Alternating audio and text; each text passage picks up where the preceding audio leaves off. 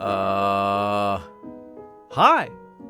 I'm Arthur, and it should come as no surprise that even though I talk a lot about 40k and very scantily anything else, that I do have other hobbies. I like to think I am a very well-rounded person who lives a very well-rounded life when it comes to my entertainment.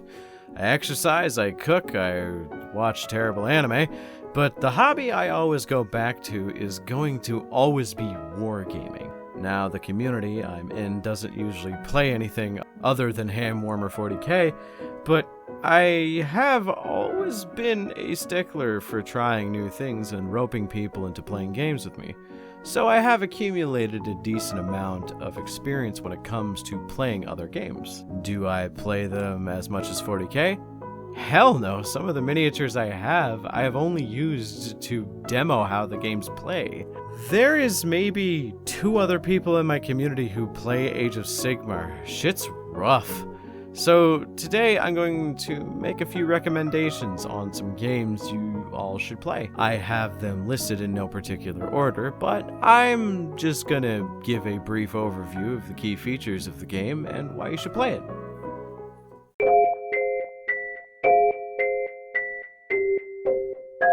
I'm already cheating, as this is technically 2 wargames in 1. These 2 games can be played in tandem with each other, so it's kinda okay to include them as one. Basically, Machine and Horde is the little train that could. I have a lot of friends I've met in the past that swear up and down that these games are 100 times better than any Warhammer property, and though I haven't played enough to really say otherwise, I can say there is a lot here. So it's technically 2 games, and to give you the main selling point of these 2, it's that you have controller-style character miniatures, and then you have either a big monster or a big robot. The controller characters are Technomancers and Beast Controllers for War Machines and Hordes respectively. The biggest selling point here is the moderately priced miniatures that are all very distinct. Like, you will never confuse these for any other game. The gameplay mechanics for both games are a bit different. As the war beasts in Hordes get damaged, they get weaker overall, where in War Machines, the robots themselves actually have independent and individually listed systems that they could lose function in depending on where they get damaged. So you can have a damaged arm or a damaged main gun, but everything else on the robot is functioning at max capacity. You'd think it would be pretty one note, but there are several factions in either game that subvert and kind of twist this mechanic on its head, like the Cricks. They have necromantic energies that control the robots, so their ability to control them functions differently from other factions. And for Hordes, you have the faction I adore, which is the Trollbloods. These lads are war beasts, but they're also the beast tamers. Other dudes in their faction are just guys that have slightly more control over themselves, so they can command the lesser trolls that have less brain function, so they can work on their own and have more of a synergy rather than commanding your war beast's energy to them. Also, their miniatures are just fucking cool.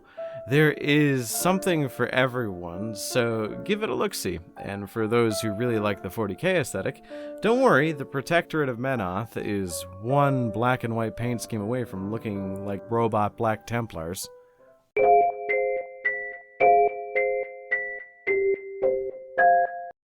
So this game is one I've had the least time playing, but the most time enjoying.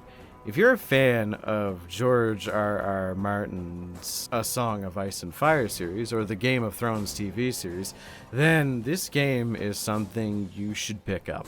It's relatively cheap, and it has a very understandable rule set that makes the game very easy to pick up and play.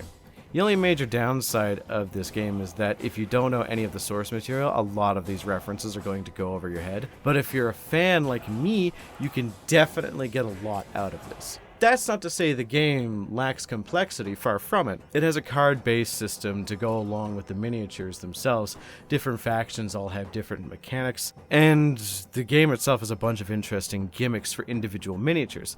Like, one of my favorites is, well, I'm going to operate as if you know who I'm talking about, but if you bring Joffrey as king with you to the game, then you can take all the Kingsguard with you.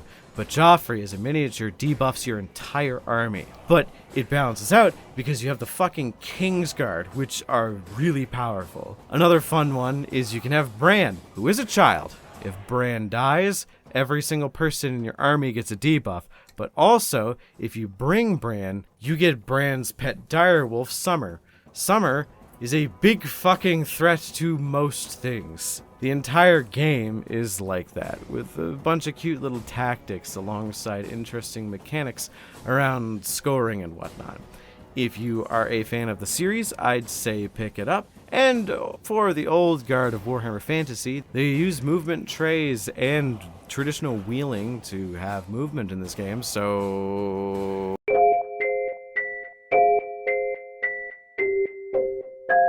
If you are active in the wargame space, you've heard about bolt action. If you are at least conscious of the wargaming space, you've heard of bolt action. It's one of the most fervently active historical wargames in the sphere, from what I can gather, and why shouldn't it be? It is one of the most by-the-books and safe rule sets to play, and it's genuinely enjoyable.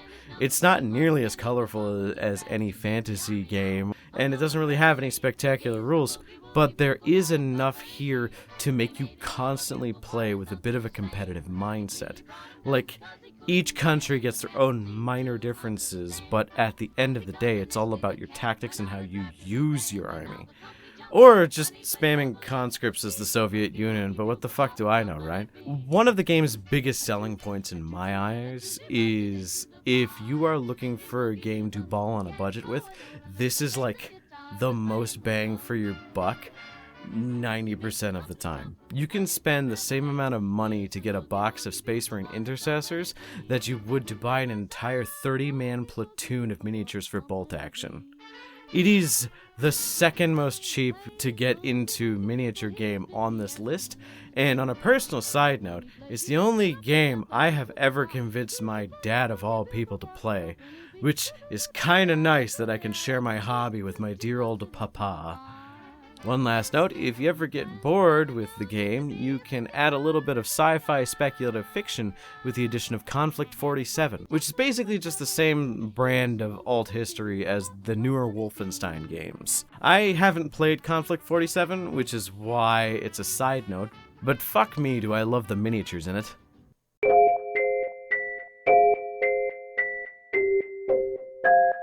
Okay, this game fucks. But it's also as far from the concept of a war game as we can get while still possibly calling it one. It's hard to describe, but before I do, I want to explain how I came across this. Basically, one of the members of my wargaming community got kind of fed up with GW being a piece of shit company, which, as someone who works in the 40k space a lot, I get it.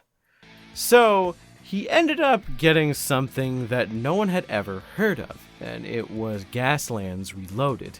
This game scratches an itch in my brain like you wouldn't believe.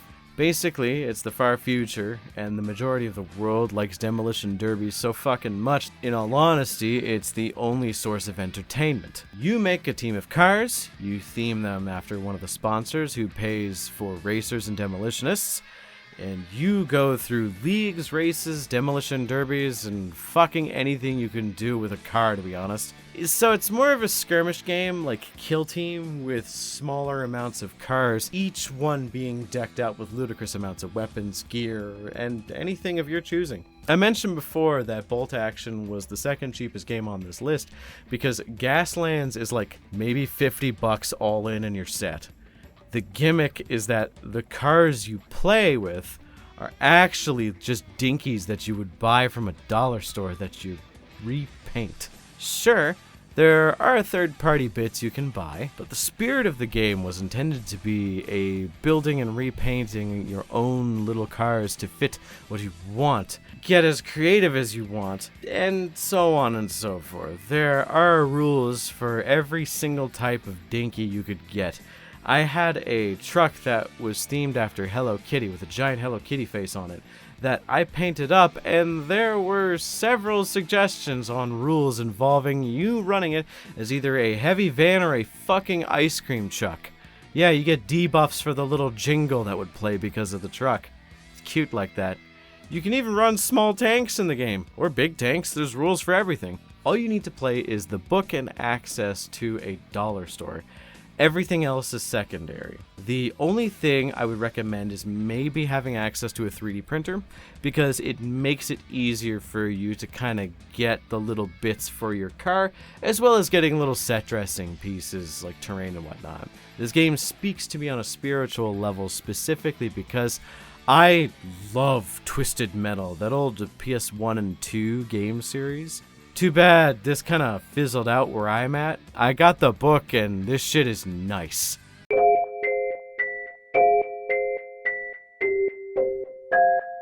Okay, this one is my most recent obsession. This game kind of popped up out of nowhere, and I see more and more people talking about it as time goes by. And honestly, I hope it's not just some fad flash in the pan, because this game is really nice. The rule set is a bit topsy-turvy. They are easy to understand if you can get into it. It's just kind of like if you're going from D&D 3.5 and beyond back to AD&D and earlier. The lower number is actually the one you want to hit. It's a target number like THACO. It sucks. But aside from that, it's mostly just the aesthetics and playstyle of the game. See, it's divided into two games. The skirmish game, where there are no movement trays, called First Blood, and then you have the larger scale war game called The Last Argument of Kings, that does have movement trays. The movement trays themselves divvy up certain miniatures. Every single miniature has a set base, so infantry have a set size base, large monsters have a set size base, and gargantuan monsters have a set size base. There's no specific base for a specific miniature like in 40k. The factions are all very interesting, and although not 100% unique, they are very interesting. See, they have a gimmick of combining two ideas together to make them a bit more unique.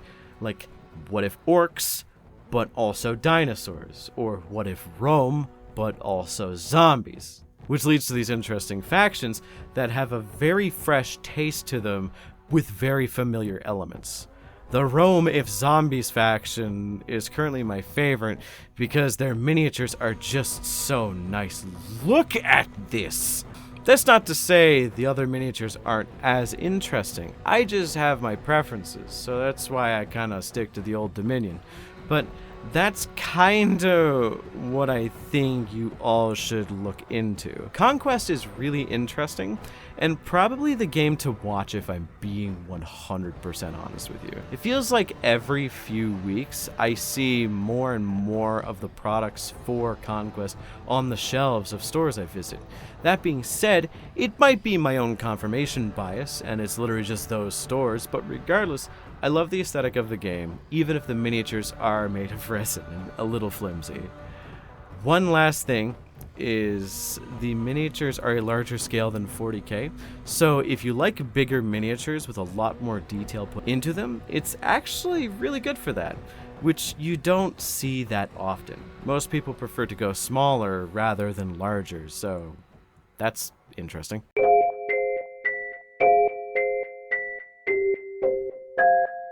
And those were 5 games I think you all should give a try if you're ever feeling a bit spicy and have some friends you could spare these with. I think it would honestly be worth it. The more games you play and the more diverse the palette you have in terms of your hobbies, the more it makes it easier for you to just enjoy yourself. Having a diverse hobby set, I find, makes other games more enjoyable, so you can understand the backdrop as to what they're competing with. So let me know if you've tried these games in the comments and which ones you like the most. And if you have other suggestions of war games for me to cover, let me know. I like seeing multi-hobby enthusiasts. Also, remember to like and subscribe as it helps the channel a lot. And special thanks to my channel members for supporting me. And if you want to support me as well as gain access to exclusive content, then become a channel member today. Thanks again for watching, and until next time.